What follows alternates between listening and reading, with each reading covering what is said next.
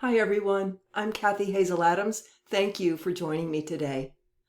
So I wanted to spend a few minutes with you all this morning to unpack what's been going on here in the last few days in the U.S. and around the world, but the U.S. particularly, and unpack how yesterday, the No Kings protest day, which was exactly also, of course, Donald Trump's birthday and the big 250-year celebratory parade for the military in Washington, D.C. I want to visit all of that with you and unpack and kind of share with you what I see around all that, what I see going on.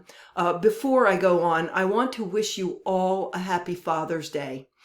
Whether you are a father or an uncle or a father figure, or you are a mother who plays the role of father as well, thank you for what you do. The precious value of the unconditional love, the support, the guidance, the time to give guidance and support cannot be overstated in a young person's life.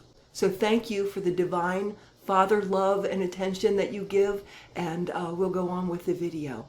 So it's been a pretty intense time here for the last few days, and I had told you all in a video or two ago that I had seen a lot of upheaval through the 7th or 10th of the month in terms of actual seismic upheaval, etc. And of course, the LA riots happened within that, as well as volcanoes blowing and earthquakes. So that was all there. I had also told you that I saw something big right around mid-month. And at first I said around June 15th. And then I corrected myself on camera and I said, I'm seeing the 17th.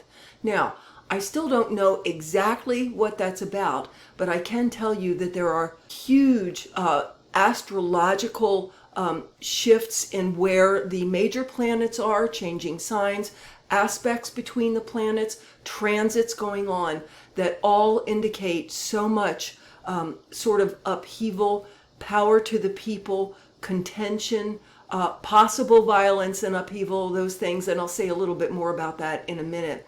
There's still lots more to come this month and actually into early July as far as astrological reflections in the heavens going on. This particular solstice is not only the strong energy anyway of solstice, but it is fraught with astrological sacred geometry going on. Stefan Burns, who is a geophysicist, but who also is very much a follower of the spiritual and the astrological reflections of energies in the heavens, he can tell you more about that. You can check his channel out.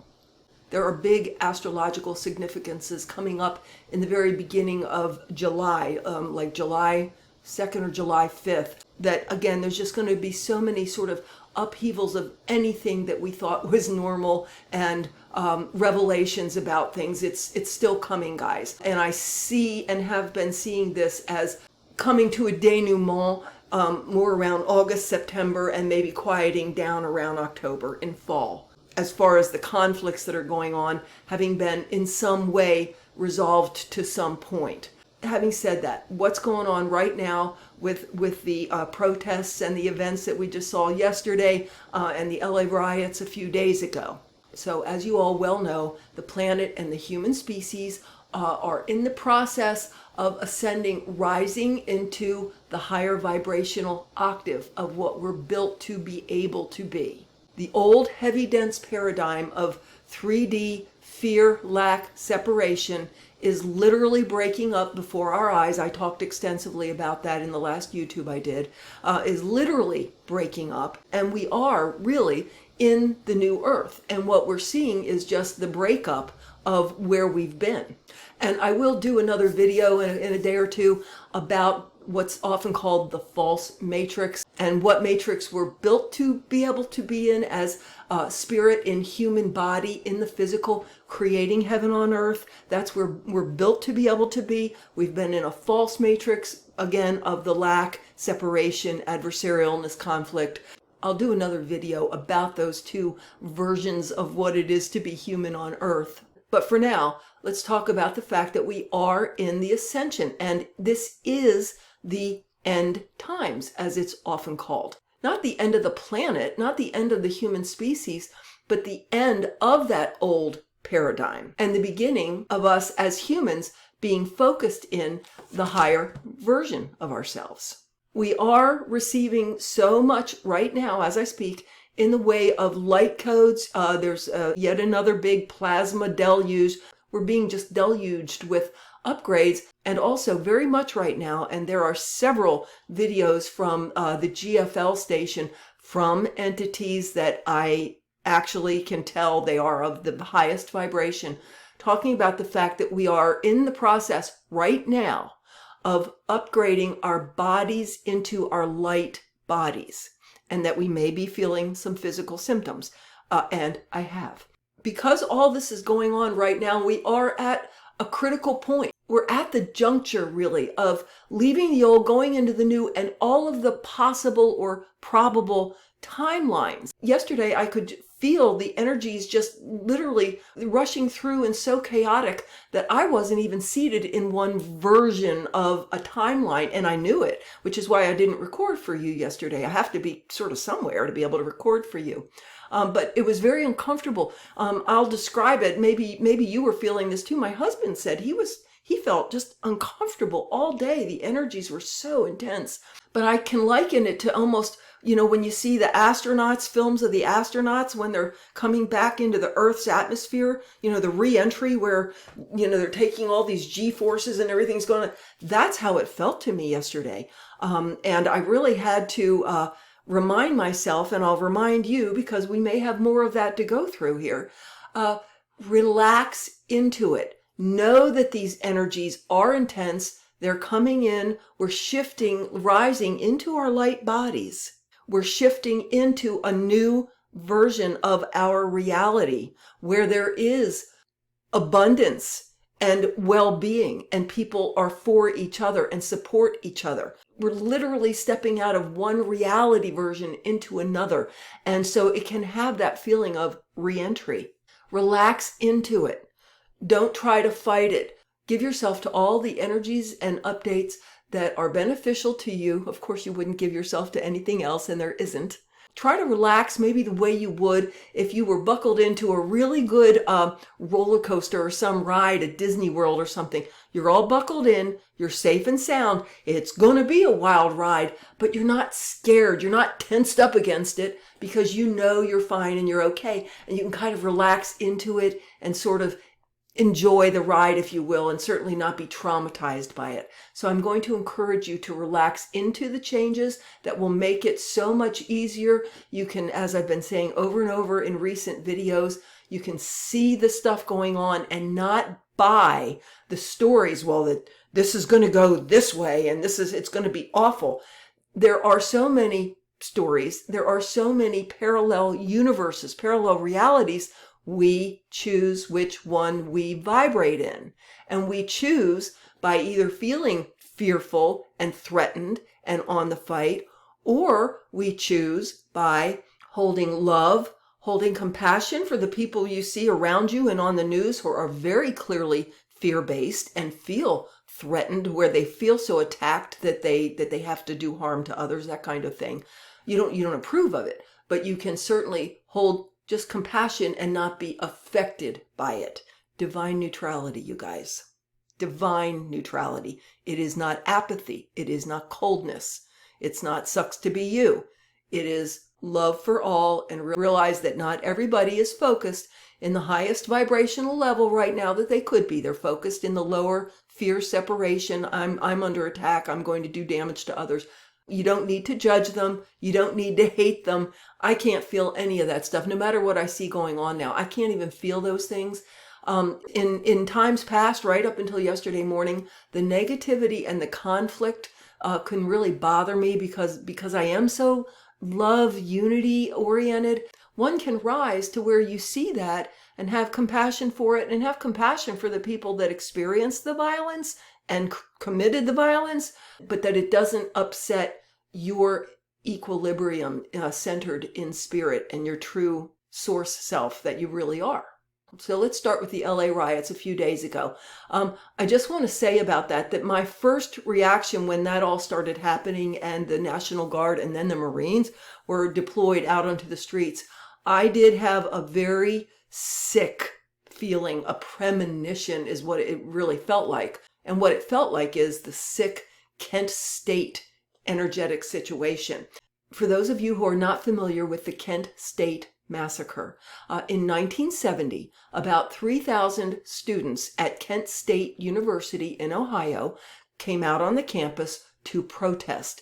The war in Vietnam, and specifically the United States had just expanded it by invading Cambodia, and they were protesting. It was not a violent protest, and the students were not armed. The National Guard were deployed, and the students, there's a description, you can read the full description online, but the students were in a couple of different places, and they were standing around something, I almost want to say it was the Liberty, not the Liberty Bell, something like that, but they were there, and the National Guard told them to move and started pushing them to move.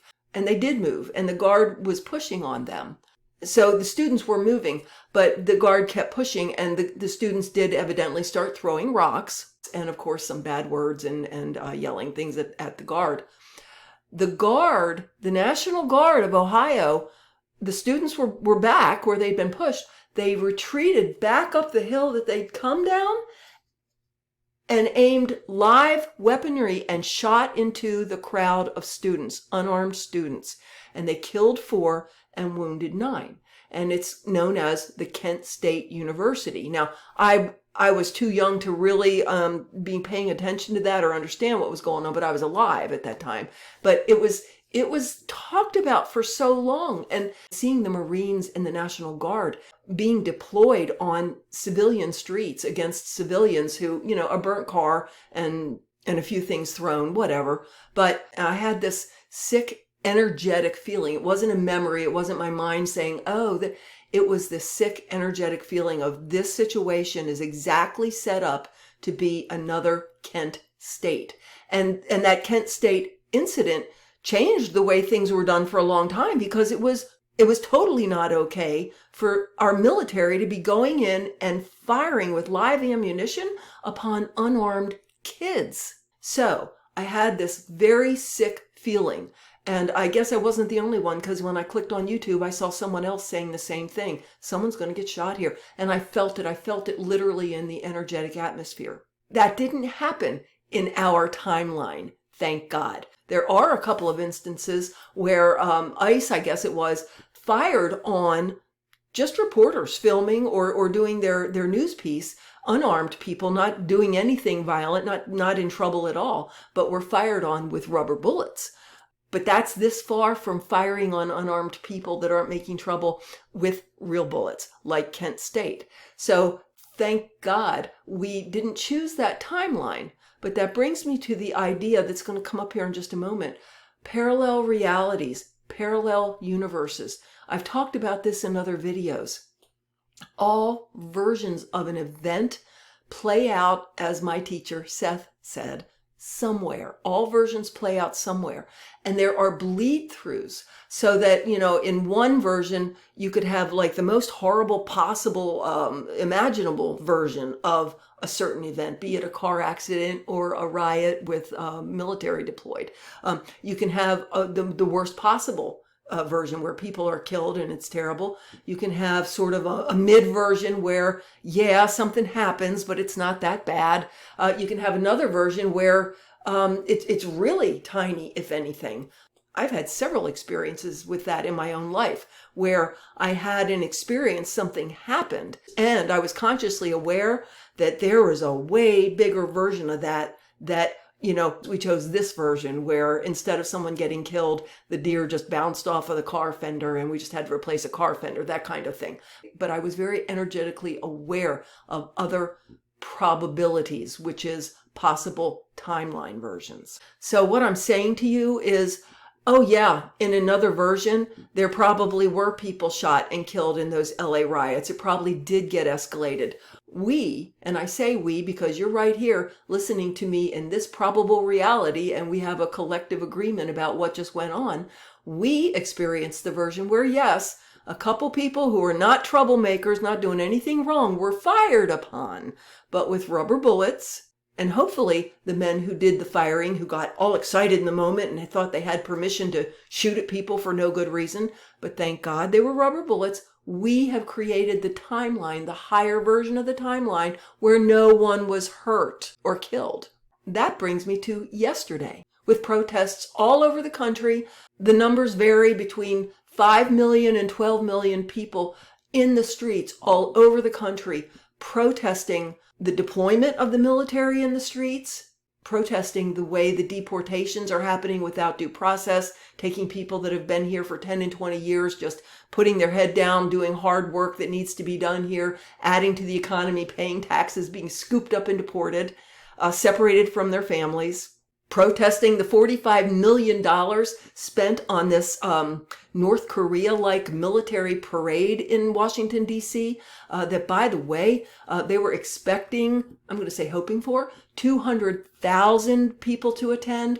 They had less than 10,000 people attend. Relatively speaking, no one wanted to be there. No one thought it was a good idea. You can see all the shots of the bleachers at the parade line. You can see all the shots of all the green grass, pretty much as far as the eye can see. People didn't want any part of this. And you can see President Trump not looking very happy, as I'm sure he wasn't. So, about the protest, I'll share here how those parallel realities come into it. There was a very strong probability of real conflict, violence, clashes, upheavals, and there was a very real possibility of it all over the country.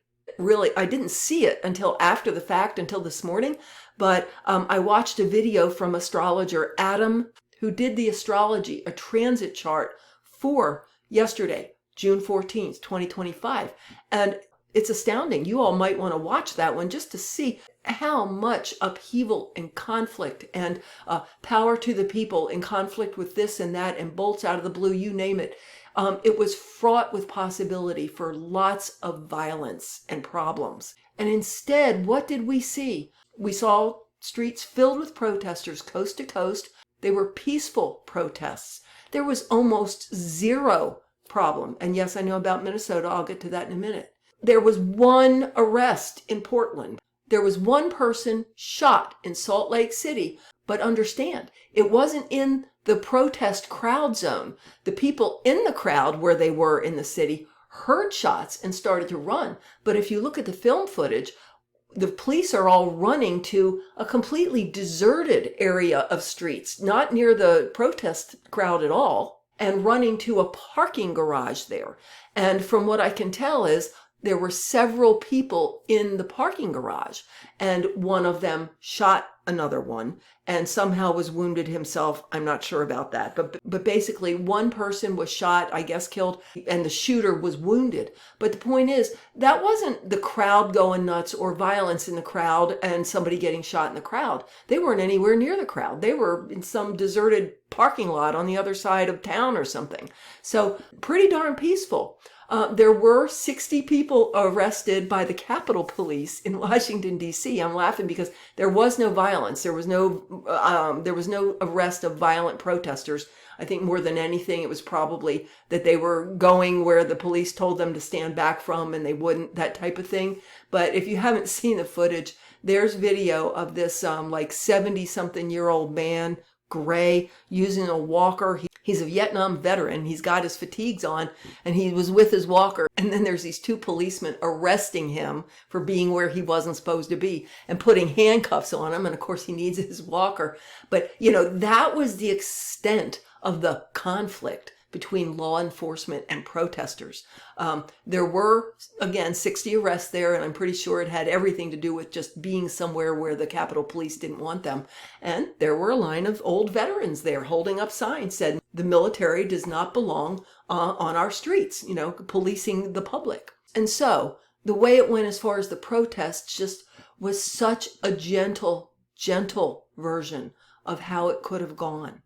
Thank God. Now, what happened in Minnesota, let me give you my take on that. And that did bother me yesterday morning because, again, seeing the conflict and the hatred, and I had zero feelings of judgment or anger or anything at the shooter or anything, just just a feeling of none of this belongs around me. Just love and unity. And again, I'm over it. I found a way to not even have to really feel that, because what I can see now, as I'm not in the moment and can see it a little bit of that divine neutrality. And by the way, compassion. So sorry for not only the people who were shot, but their family who's left behind.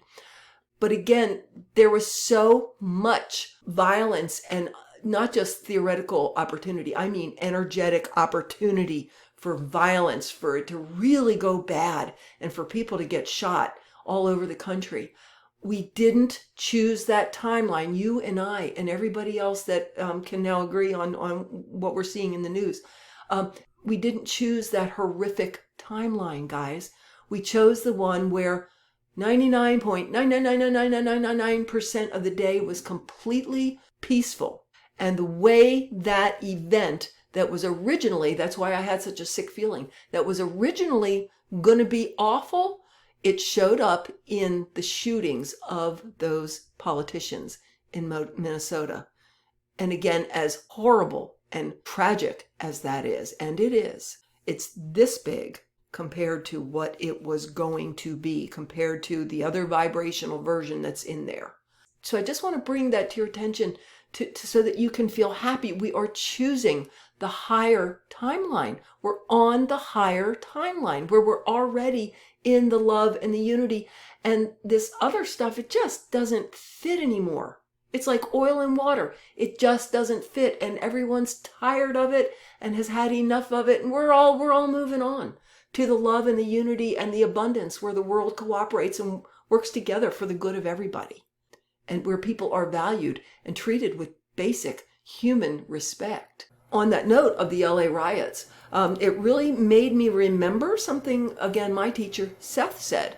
And he was at the time talking about the body, but he was saying when a symptom or an illness comes to the surface where you can see it, now you're ready to deal with it. Now you're ready to heal it and move on from it, versus when it's hidden inside where you don't even know it's there. That is exactly energetically what the LA situation feels like to me. And the other sort of escalated rhetoric going on. It's like this stuff is being brought up front and center where we can't not see it, where we have to see it, own up to what we did create, own up to what we don't want anymore, own up to what we're still buying, and maybe we need to be aware of that. But own up to it and ready to heal it so we're all moved on. Interestingly, yesterday afternoon, instead of recording a video, because I didn't feel like I was where I could record one for you, instead my husband and I worked on getting our back porch back together. I mean, 8 months after our home was flooded, things were still out of whack and out of kilter, and everything wasn't exactly back where we wanted it to be or where it needed to be. Anyway, we worked on that, and I was hauling something out to my front curb and ran into a neighbor. And we got to talking about all of this, and he said he had been an officer in the Navy. He's not that old, but he had been in the Navy, and even though he's retired from the Navy, he still had taken an oath to protect the Constitution, and he and his wife had attended a No Kings protest in Inverness, Florida. But we got to talking, and as we talked, and I mentioned love and unity, well, he started talking about the Bible, and it became very clear that he's very Bible-oriented, by, no pun intended here, by the book Christian, and he started talking about Revelations in the apocalypse, and that the Antichrist still has to come, and things are going to get a lot worse before they get better. Things are just going to get a lot worse. And this person who literally pretends to be Christ-like takes over the world successfully, and we still have all of that to go through, he basically said pretty clearly. And he said, these aren't really the end times. And I said, I think we're in them now. This is it.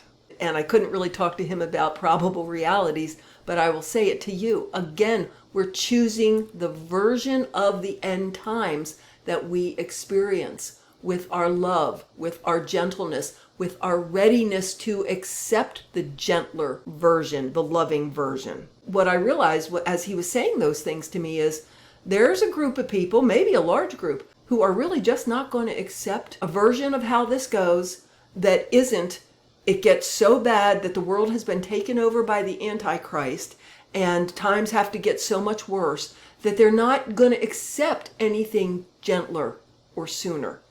And what does that tell us? They're going to inhabit a parallel universe, an alternate timeline in which they do continue on and on with the strife and the problems and accept of basically a false Christ consciousness, a person as their leader, and have to go through all that. That's an alternate version of the timeline. It's an alternate probability. But the one that's here right now before us, the ascension, our bodies moving into light bodies, people being tired of the conflict and the adversarialness and the hatred and just ready for the love and the unity and the cooperation. We're there. Just say yes. Just say thank you, yes. Let's accept what we're able to accept for ourselves now. And on the note, by the way, of the Antichrist, there's very little written anywhere about the Antichrist. It's really cobbled together from like 2 or 3 books of the Bible. And it's not even clear from what's there that it's absolutely one person or that it's more a state of consciousness that takes over, multiple people. And so I will tell you that I think we are witnessing the Antichrist consciousness and energy. It's here. It's here amongst us. You can see and witness it where you will, where people claim to be bringing what's good for everybody and what's unity and what's prosperity and well-being for everybody. And you can see very well that that is not happening at all with what they bring. And you can see it in multiple leaders around the world, in my opinion. So again, I believe we're in the end times. We are seeing the Antichrist energy, and we are seeing that everybody is tired of it and ready to rise into that love and unity.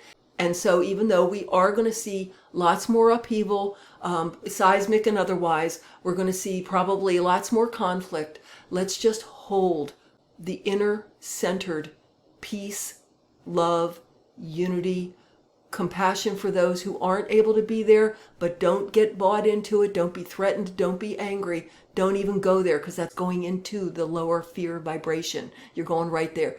Try to just check yourself, bring yourself right back to the center, to your source, to your heart field, and trust that everything is actually going perfectly. Even the things that looked ugly there, especially like Los Angeles, and I'm not the only one saying that. There are some higher dimensional entities channeled who said the same thing I've been saying. What we need and want to happen is happening. Some of the ugly that we've seen is what's helping it happen.